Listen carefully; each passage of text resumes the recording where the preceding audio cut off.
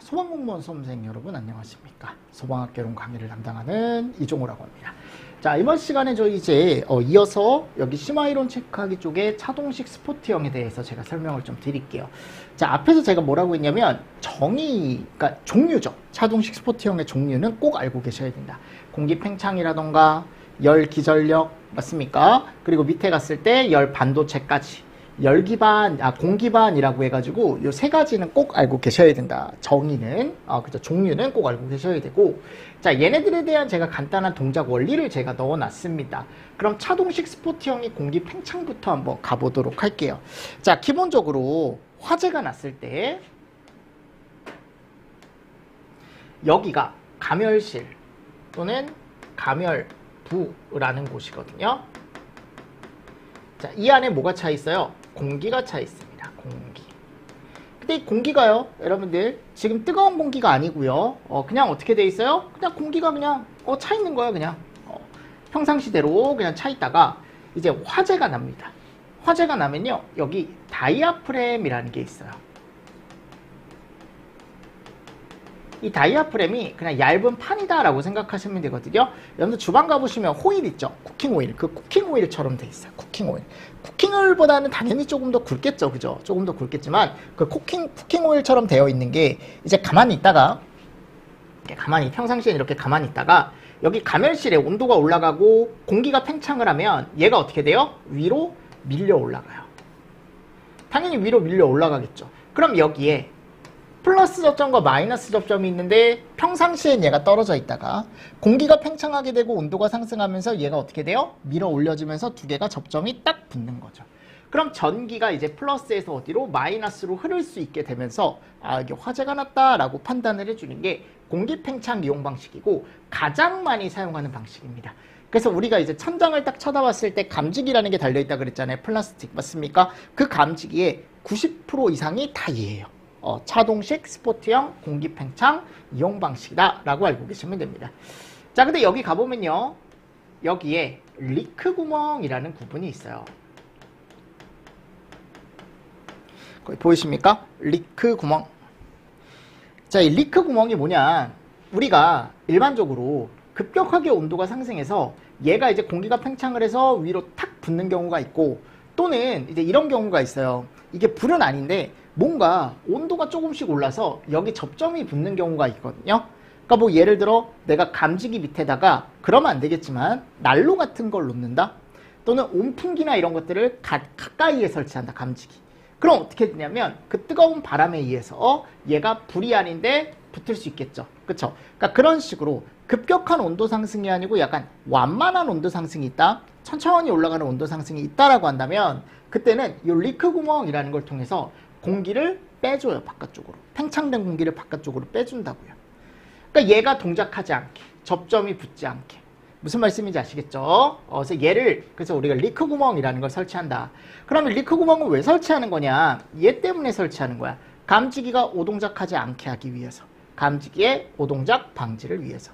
그래서 동작 원리가 보시면 화재가 발생하면 온도가 상승하고 공기가 팽창을 한대요. 여기.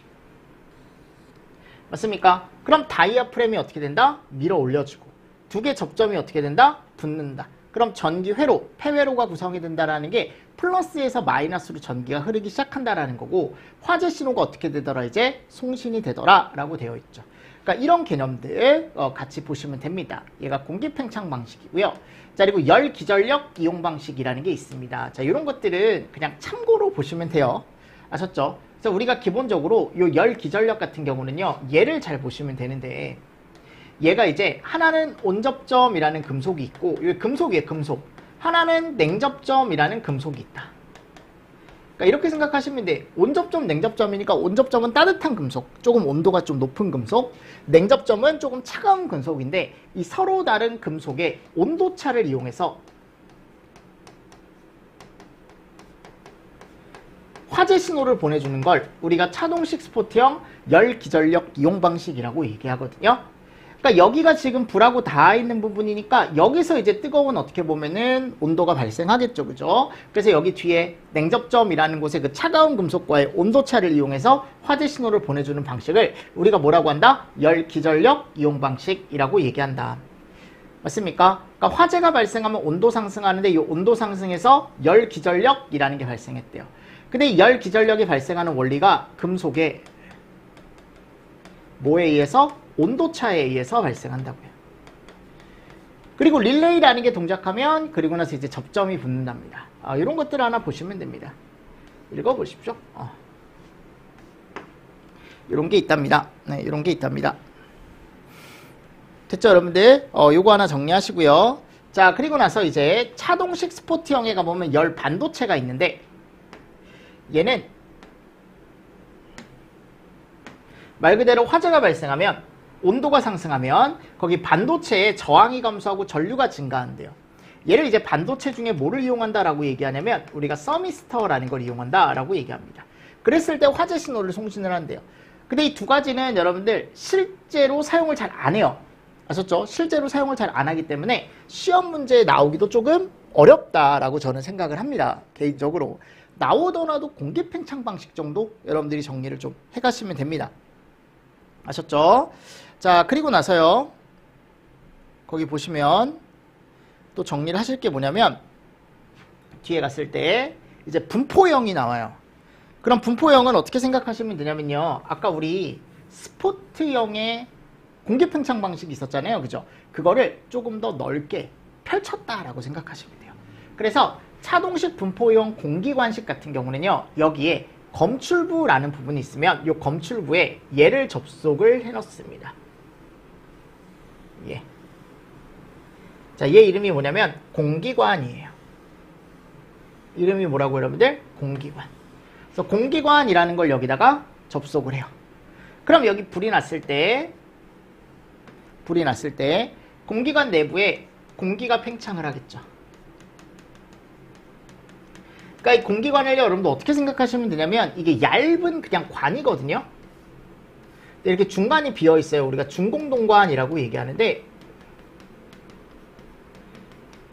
이 얇은 관을요. 여기가 만약 이제 제가 사무실이잖아요. 사무실 천장에다가 그냥 쭉 둘러요. 여기 천장에 이렇게 있으면 천장에 이런 식으로 이렇게 둘러요. 무슨 말씀인지 아시겠죠? 그래서 얘를 검출부라는 곳에 이렇게 두 개를 연결을 해놓는 거예요. 여기다가 검출부라는 거에 연결을 해놓는 거죠. 그럼 이게 넓은 부분을 어떻게 보면 이 공기관이 담당을 하고 있는 거죠. 화재 감지를. 그러다가 이제 어느 한순간 불이 나서 이 공기관 안에 공기가 팽창을 하게 된다면, 공기관이 팽창을 하게 된다면, 그죠? 그러면 이 안으로 여러분들 공기가 팽창한 게 얘를 오른쪽으로 밀어요. 다이아프램이라는 게 여기도 달려있죠. 그래서 이 두 개가 어떻게 돼요? 접점이 붙습니다. 아셨죠? 그래서 얘가 이렇게 있다가 여기 이제 공기가 팽창을 해서 여기에 이제 공기관에 온도가 오르고 공기가 팽창을 하면 이 접점이 옆으로 붙으면서 얘가 또 어떻게 된다? 신호가 들어간다라고 생각을 하시면 됩니다. 여기 나와 있죠. 공기관 온도 상승으로 공기관에 공기가 팽창하면 다이아프램이 밀어. 그죠? 밀려서 어떻게 보면은 얘네 두 개 접점이 붙는다. 그러면서 화재 신호가 들어간다라고 되어 있죠. 이게 스포트형하고 다른 게 하나도 없어요. 똑같아요. 아셨죠? 근데 얘는 넓은 부분 공기관이라는 걸 통해서 검질할 수가 있다라고 되어 있고요. 자, 그리고 나서 이제 차동식 분포형 열 전대식이라는 게 나와 있습니다. 보이시죠? 자, 그럼 차동식 분포형 감지기 열 전대식 같은 경우는요. 화재가 발생하면 천정면에 설치된 열 전대부의 온도가 상승을 한대요. 열 전대부, 여기가 열 전대부입니다. 열 기전력이라는 게 발생하고 미터 릴레이가 작동하면 화재 신호가 송신이 된다라고 되어 있는데, 자, 이것도 마찬가지. 앞에 우리 아까 스포트형 봤었잖아요. 그죠? 자, 차동식 스포트형에 가보면 열 기전력 이용 방식이 있었죠?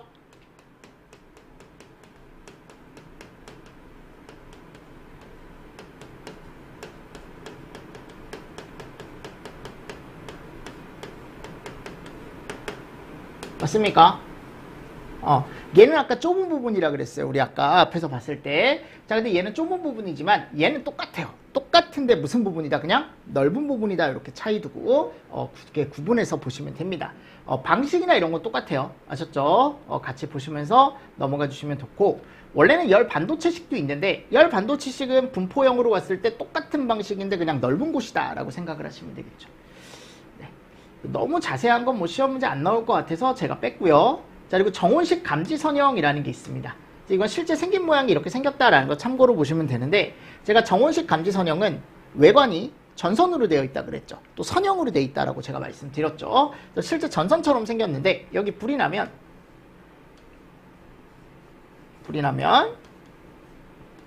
피복이 떨어지면서 얘네 두 개가 어떻게 된다? 붙는다 라고 말씀드렸어요.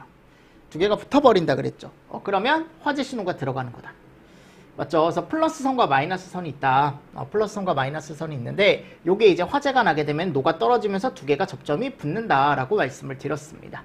그래서 화재를 신호를 보내주는 감지기를 정온식 감지선형 감지기라고 얘기한다. 됐죠? 이 정도 보십시오. 어제 제가 그림도 그냥 하나씩 넣어놓은 게 뭐냐면 혹시나 이제 이런 그림을 주고 이게 무슨 감지기냐라고 할 수 있으니까 같이 좀 보시면 좋을 것 같고, 자, 연기 감지기 한번 보도록 하겠습니다. 7번에 한번 가보세요. 자, 연감지기는 기본적으로 이온화식 감지기라는 게 있고 그리고 광전식 감지기라는 게 있다 그랬죠. 그럼 이온화식 감지기 같은 경우는요, 여기 갔을 때 정의 한번 볼게요. 정의. 주위 공기가 일정한 농도의 연기를 포함하게 되는 경우에 작동하는 것으로 일국소의 연기에 의하여 이온 전류라는 게 변화했을 때 작동을 한다라고 되어 있습니다. 맞죠? 그래서 이 이온 전류의 변화에 작동을 한다라고 되어 있는데, 그래서 우리가 얘네를 사용한다. 알파선. 그래서 아메리슈 미사일이라는 방사선 물질을 사용을 한다.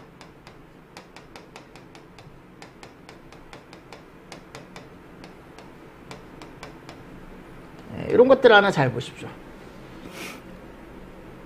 그래서 여기에 내부 이온과 외부 이온이 있으면 이 중간에 이온 전류라는 걸 흘린다고요. 근데 이 내부 이온과 외부 이온이 방사선원 아메리슈 미사일이라는 걸 사용을 한다라고 생각을 하시면 됩니다. 그래서 아메리슈 미사일과 아메리슈 미사일 사이에 이온 전류라는 게 흐르는데, 불이 나면 연기가 여기 침입을 해서 이 이온 전류의 양이 어떻게 보면 감소가 되는 걸 감지기에서 잡아서 야, 여기 화재가 났다라고 알려주는 게 이온화식 스포트형 감지기예요. 근데 이거는 그냥 참고로 보시면 됩니다. 여기 나와 있죠, 그죠? 그죠? 자, 화재식 감지기는 연기가 투입이 되면 이온 전류가 감소한다. 원래 여기에 이온 전류를 서로 주고받고 있다가 이온 전류가 감소를 한다. 연기에 의해서. 그러면 그때 불이 났구나라고 알려주는 어떻게 보면 감지기라고 되어 있습니다. 그리고 신호가 작았을 때 신호를 좀 이렇게 뻥튀기 해줄 수 있는 증폭 회로도 지금 달려 있고요. 뭐 스위칭 회로라는 것도 달려 있고, 여기 작동이 됐을 때 불이 들어오는 램프도 달려 있고, 이런 것들 한 번 더 보시면서 넘어가 주시면 좋을 것 같고요. 자, 그리고 나서 이제 광전식 감지기가 있습니다. 근데 여기 가보면 광전식 스포트형이 있고 광전식 분리형이 있을 거예요. 자, 스포트형 제가 이거 예전에 한번 설명드렸었거든요. 스포트형 감지기 안을 까보면 거기에 빛을 보내는 부분과 빛을 받는 부분이 있다고요. 빛을 보냄. 여기는 빛을 받는데.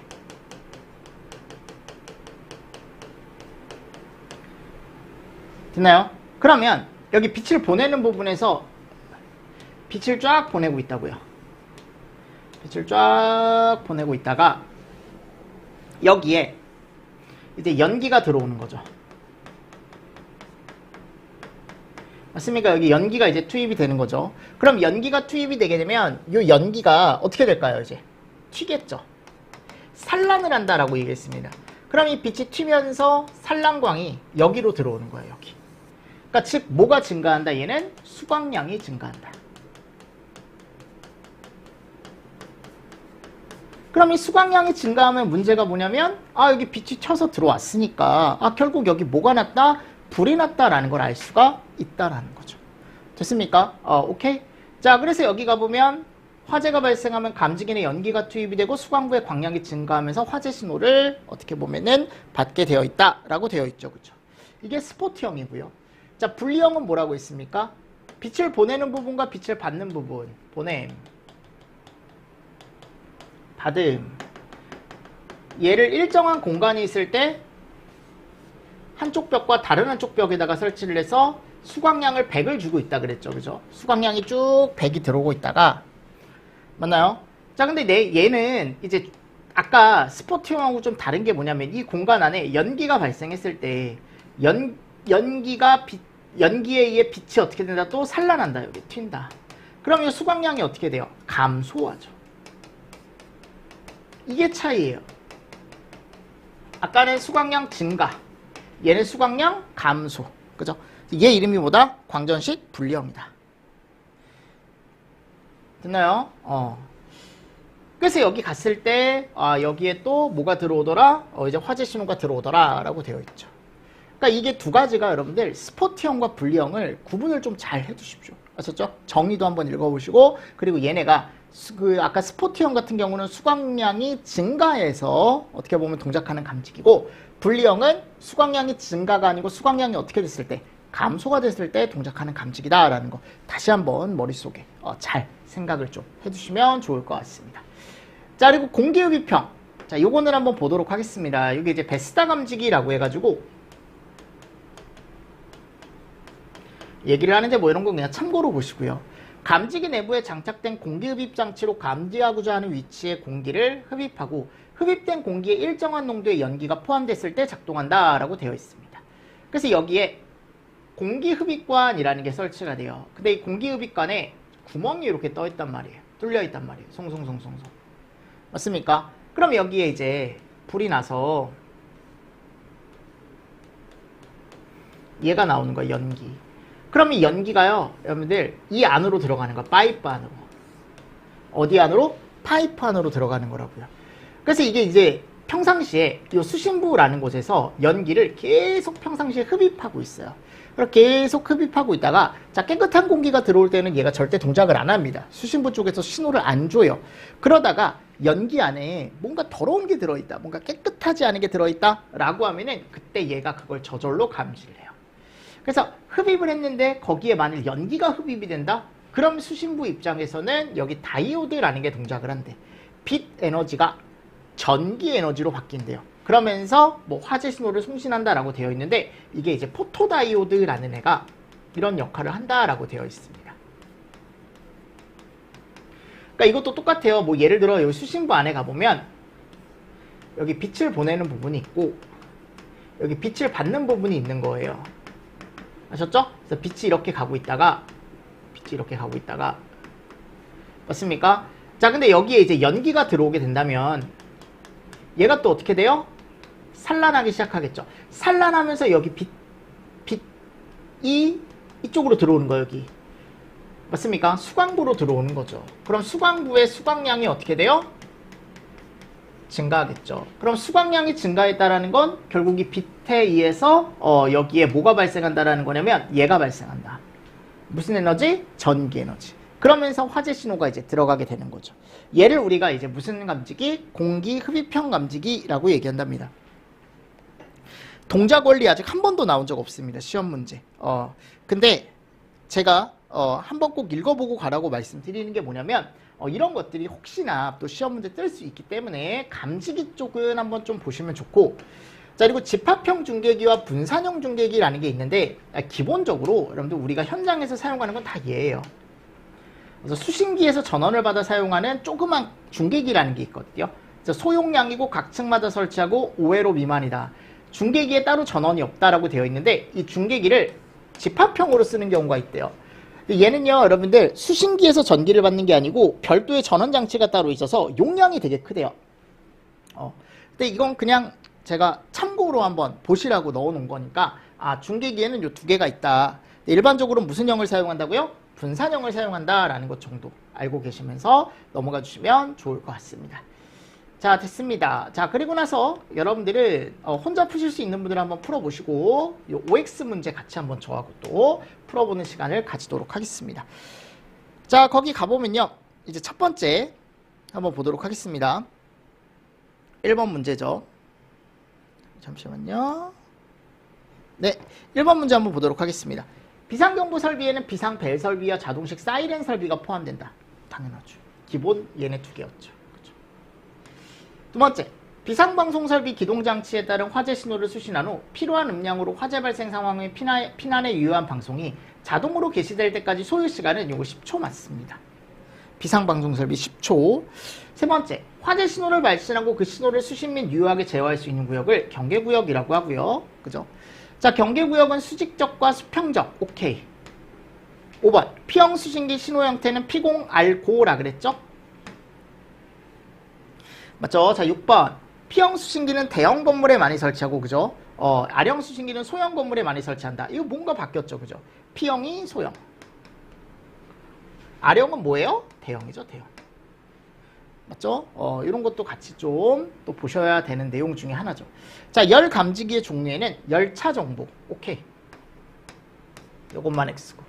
연 감지기의 종류에는 이온화식이나 광전식 이런 게 있다. 오케이. 그죠? 9번째. 화재 발생 신호를 수신기에 자동으로 발신하는 장치. 아니죠. 수동. 자동 또는 수동으로 화재 발생을 소방관서에 통보하는 설비를 자동화재 속보 설비. 맞죠? 자동 또는 수동으로. 11번. 인명구조기구의 종류에는 방열복, 뭔가 이상하죠? 방진복? 12번. 자연재현 방식에는 밀폐 자연, 스모크 타워. 맞죠? 그죠? 13번. 지하가나 건축물의 지하층 등 화재가 발생했을 때 연기가 충만하여 소방관이 진입할 수 없어 소화활동이 매우 곤란하다고 예상되는 부분에 살수해들을 설치하여 외부에서 펌프차에 의해 송수를 하면 화재 부분을 살수하는 소화설비가 연결 살수설비다. 맞죠? 14번. 연방은 지하가에 설치한다. 아니죠? 연방은 지하가가 아니고 지하구. 이거 한 끗 차이, 한 끗 차이. 잘 보셔야지. 그래서 15번. 비콘 설비와 무통 설비는 소방 공무원이 사용한다. 오케이. 소활동 설비니까요. 그죠? 오케이. 자, 다음 기출 OX. 자탐 설비의 구성 요소에는 발신기, 수신기, 감지기, 송신기? 뭔가 이상하죠. 그죠? 두 번째, 수신기는 화재 시 발신기 또는 감지기로부터 신호를 직접 또는 중계기로 거쳐 수신하여 건물 관계자에게 표시 및 음향장치로 알려주는 설비이며 고유의 신호로 수신하는 P형과 공통의 신호로 수신하는 R형이 있다. 잘못됐죠. 자, 일단 기본적으로 P0, 그죠? R고인데 두 개가 또 바뀌어 있죠, 지금. 맞죠?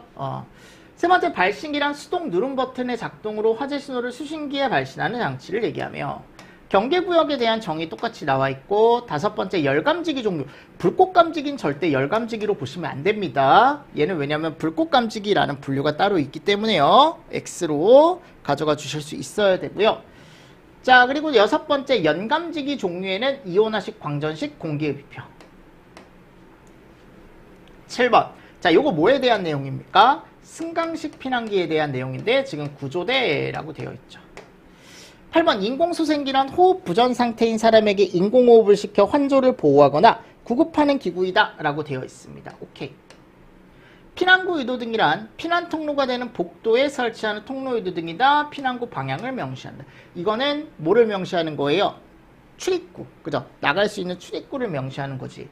이렇게 복도에 설치하는 통로 유도등은 피난구 유도등이 아니고 복도 통로 유도등이 되겠죠. 됐죠? 같이 보시면서 넘어가 주시면 됩니다. 자, 이렇게 하면 우리가 조금 이제 양이 많았던 소방시설론이 끝났고요. 자, 이제 재난관리법으로 한번 가보도록 하겠습니다. 아셨죠? 자, 이 재난관리법 같은 경우는 챕터 1에 가보면 뭘로 되어 있어요? 재난관리론과 재난관리법으로 되어 있는데요. 자, 챕터 1에 가보면 재난관리론 제가 정리해놨습니다. 자, 그럼 재난에 대해서 이제 분류를 할 때 우리가 학자들이 분류한 게 있다 그랬죠. 그래서 존스라는 사람과 아네스라는 사람이 재난을 분류를 했다라고 되어 있습니다. 그럼 존스는 크게 자연과, 자, 이거부터 알고 계셔야 돼. 준자연, 인적 재난으로 분류를 했다. 근데 이 중에서 얘가 좀 세부적으로 나뉘는 거죠. 지구와 생물으로. 근데 이 지구에 갔을 때 또 요게 세 가지로 나뉘더라. 지질, 지형, 생물. 생물학적 재난은 어차피 이거 하나밖에 없고 생물이 아니고 기상. 그죠? 이렇게 나뉘는 거죠. 그리고 나서 얘네들에 대한 세 분류를 아셔야 된다. 그래서 지질학적 재난에는 지와스, 여기는 산염 또는 염산 외우셔도 되고, 지와스, 염산. 기상학적 재난은 그냥 날씨 관련된 거다. 맞습니까? 안개, 눈, 해일, 그죠? 토네이도, 폭풍, 태풍, 이상기온, 가뭄 요런 애들 쭉쭉 들어가 있고, 자, 오른쪽에 가보시면 생물학적 재난에 가보면 세균과 유독이 있다. 그죠? 그래서 여기 지와스. 이거 외워야 돼요, 여러분들. 염산. 여기 날씨. 생물학적 재난은 세균과 유독. 됐습니다. 얘 중심으로 외워주시면. 자연재난 중심으로. 오른쪽에 가보면 준자연 나와 있는데 스모그, 온난화, 사막화, 염수화 약간 긴 시간이 필요한 재난이다 라고 제가 말씀드렸죠. 맞나요? 그리고 인적재난이라고 있습니다. 인적재난.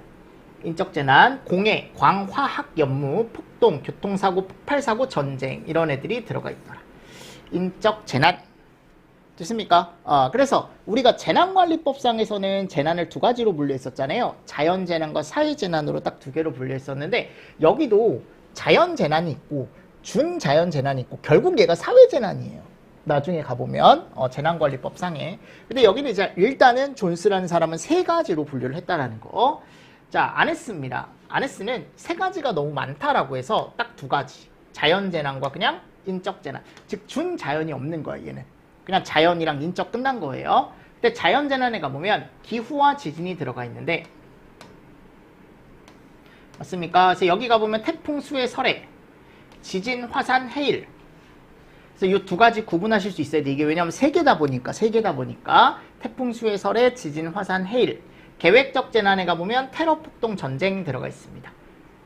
됐습니까? 이제 세 개 위주로 제가 좀 보시라겠죠. 세 개 있는 거. 근데 인적 재난에 가보면 사고가 났을 때 이제 요건 계획을 하고 하는 거고 요건 사고에 의해서 나는 재난 엄청 많죠. 교통사고, 산업사고, 기계, 폭발, 화재, 생물학적, 화학적, 방사능, 환경오염 이런 애들이 들어가 있더라.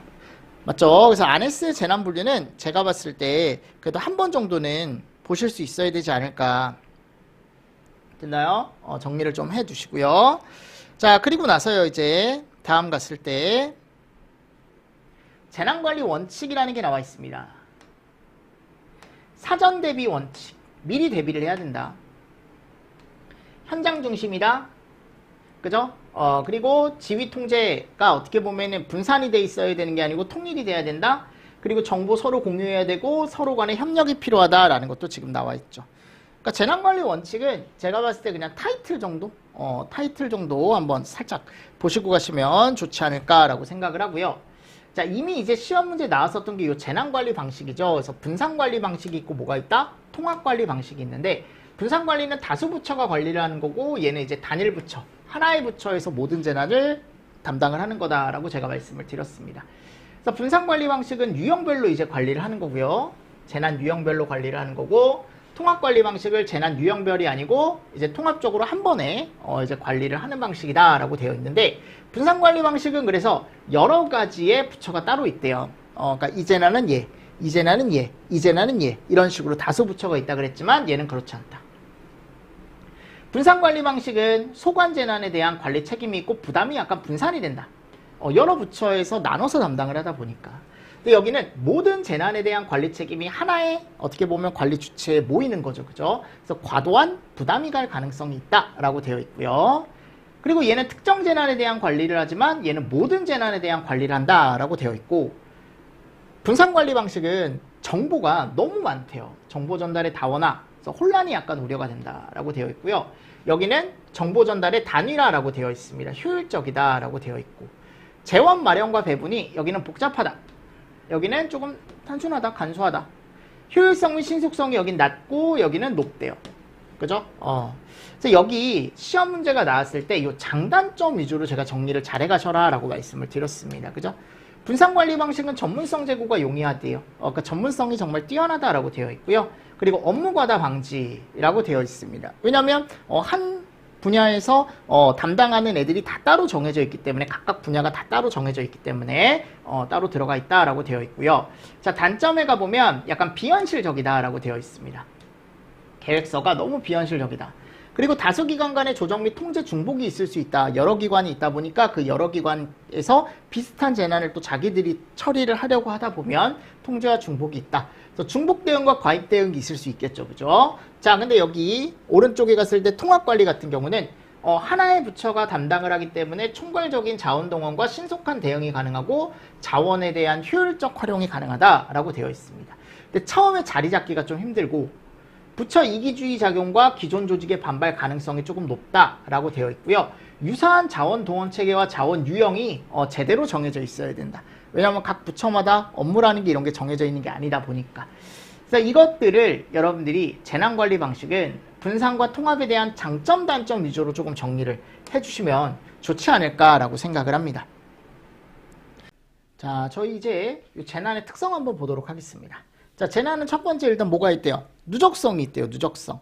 그러니까 이게 하나의 어떻게 보면은 재난이 발생하더라도 걔가 이제 계속적으로 이제 피해나 이런 것들이 누적해서 이제 발생할 수 있다라고 되어 있습니다. 그러니까 단순하게 사고가 났지만 이 사고가 지금 한 건의 사고가 아니고 예전부터 위험 요인이 계속 쌓여서 발생을 했다라는 게 나와 있는 거고, 불확실성. 요거는 이제 사전에 우리가 거의 특히 사회재난이죠. 사회재난 같은 경우는 불확실하죠. 그러니까 어떻게 보면은 발생을 언제 할지도 우리가 이제 예측하기가 조금 힘들고, 맞습니까? 그에 대한 피해도 마찬가지고, 자연재난도 마찬가지입니다. 두 개가 다 마찬가지입니다. 그래서 이런 것들도 같이 좀 보시면서 넘어가 주시고, 복잡성. 복잡하죠? 그래서 복잡성이라는 건 우리가 이제 기본적으로 얘기했을 때 상호작용.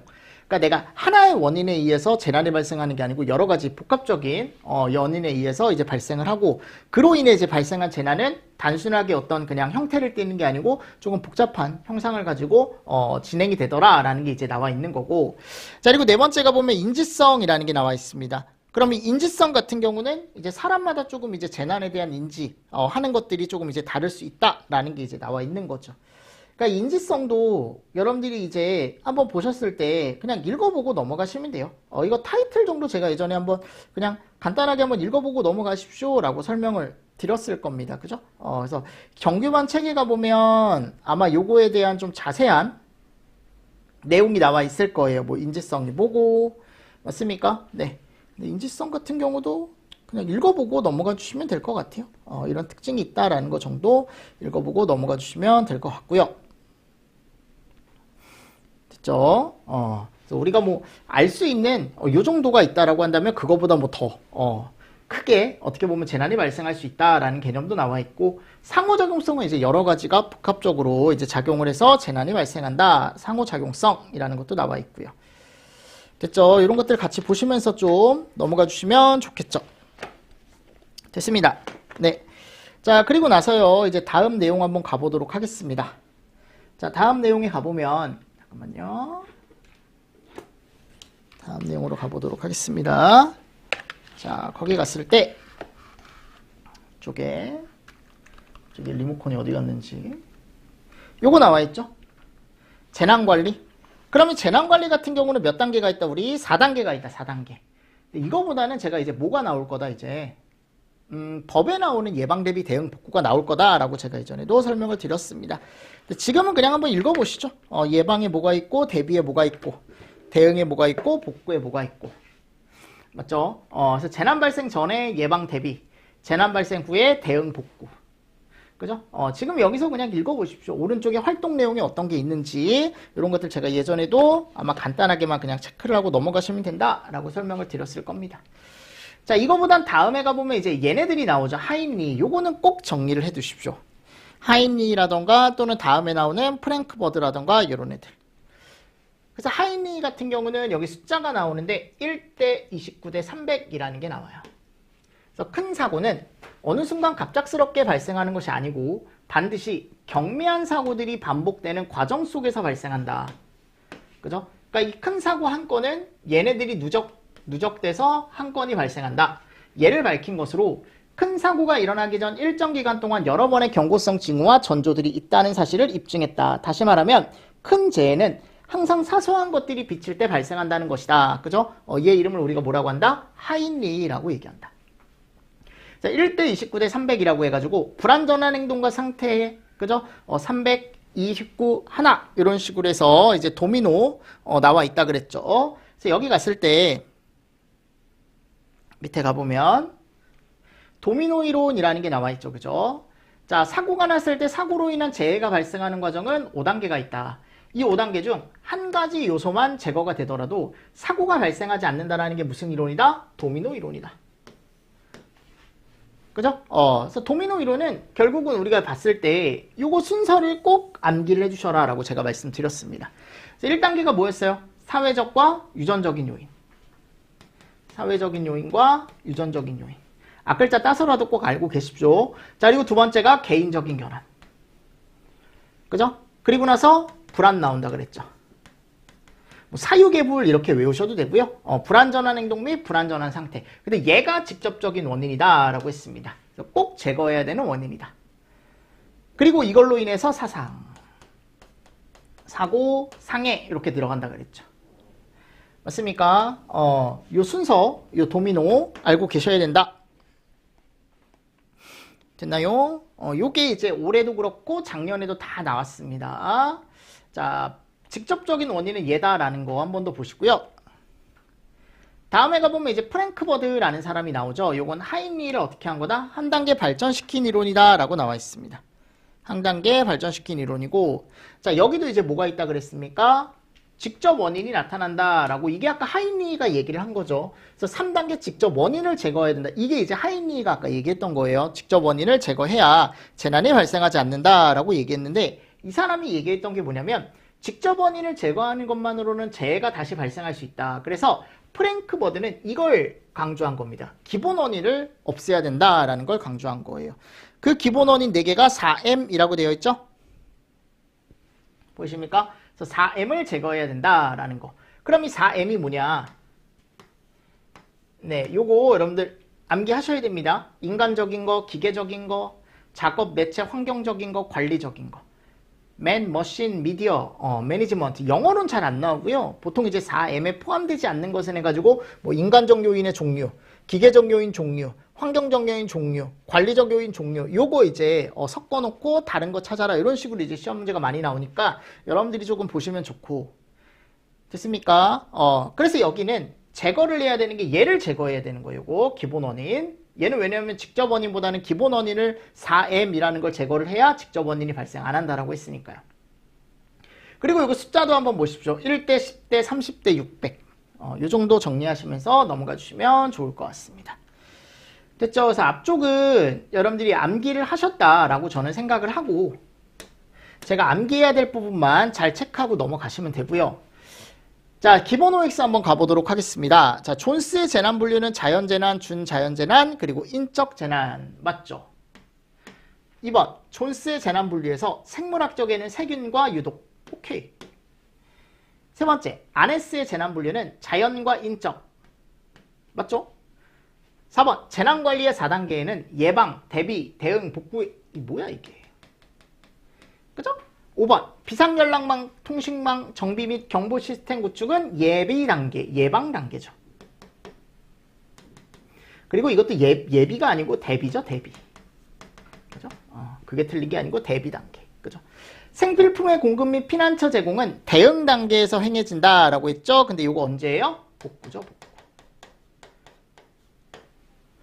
맞습니까? 네, 이런 것들 잘 보시면서 넘어가 주시면 좋을 것 같습니다. 됐죠? 자, X입니다. X. 7번. 하인리 법칙은 1대 29대 300으로 불린다. 맞고요. 됐죠? 자, 그리고 8번. 하인리 법칙 중 도미노 이론은 사회적 환경, 유전적 요인, 개인적 결함, 불안전 행동 및 불안전한 상태, 사고, 상해 순으로 표현한다. 분산관리 방식에서는 요거는 우리가 이제 보통 얘기했을 때 어디에 대한 거예요? 통합관리에 대한 거죠. 이 동원입니다. 동원 체계. 통합관리 방식에서는 가용적, 효율적, 가용자원을 효율적인 활용이 가능하다라고 되어 있죠. 맞나요? 그래서 이런 것들 같이 좀 보시면서 넘어가 주시면 좋을 것 같습니다. 됐죠? 요거 5입니다. 5. 여러분들 요거 제가 잘못 얘기했네요. 5. 생필품의 공급 및 피난처 제공은 대응 단계다라고 되어 있죠. 이거 맞습니다. 그럼 지금 여기 갔을 때 잘못된 게 이런 애들. X. 잘 보시면서 넘어가 주시고요. 자, 다음 내용 가보도록 하겠습니다. 이제 기출 OX죠. 자, 존스의 재해 분류 중 쓰나미는 지질학적 재난이다. 맞죠? 그죠? 이것도 통합관리 방식에 대한 설명이다. 소방이 주도적인 역할을 하는 단계는 복구 단계다. 아니죠. 대응이죠. 대응. 그리고 이거 어디라 그랬어요? 내가 아까 대비 단계라 그랬죠? 맞나요? 그래서 이런 내용들 여러분들 정리를 조금 잘 해주시면서 넘어가 주시면 좋을 것 같습니다. 그러니까 이게 재난관리가 앞쪽은 많이 내용이 많진 않아요. 그죠? 근데 요즘 시험은 이제 법 쪽에서 시험 문제가 또 많이 나온다라고 했으니까 그 법을 좀 보도록 하겠습니다. 법에 대해서 아셨죠? 그럼 조금 쉬었다가 저희 법 내용 한번 같이 또 정리를 해보도록 하겠습니다. 자, 이번 시간도 여러분들 수고 많으셨습니다. 수고하셨습니다.